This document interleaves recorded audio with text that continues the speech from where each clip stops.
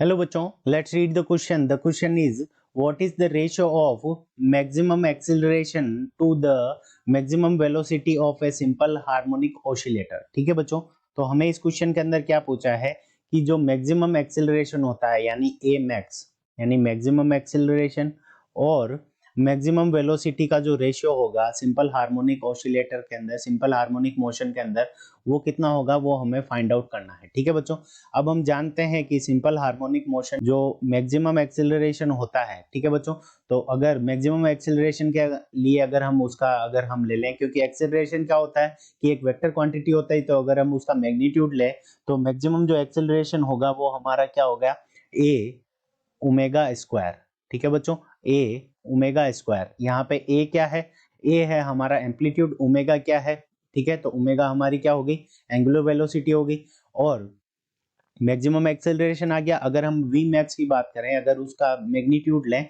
तो V max is equal to हमारा होता है क्या, ए ओमेगा।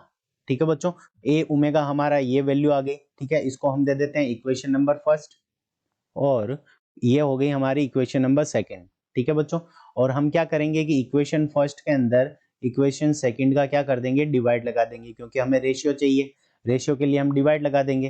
तो यहां से हमारे पास में आ जाएगा ए मैक्स, ठीक है, डिवाइडेड बाई वी मैक्स यानी maximum acceleration divided by maximum velocity. तो यहाँ पे ये हमारे पास में क्या है, A omega square divided by A omega. ठीक है बच्चों, तो यहाँ ए ओमेगा से ए ओमेगा कैंसिल हो जाएगा, तो हमारे पास में वैल्यू आ जाएगी, वो कितनी आ जाएगी, ओमेगा। ठीक है बच्चों, तो ये हमारा क्या आ गया, रेशियो आ गया, मैक्सिमम एक्सेलरेशन और मैक्सिमम वेलोसिटी का जो रेशियो होगा सिंपल हार्मोनिक मोशन में वो किसके इक्वल होगा, ओमेगा के। ठीक है, ओमेगा के इक्वल हो जाएगा। यही हमारा करेक्ट आंसर है। I hope you understood it well. All the best.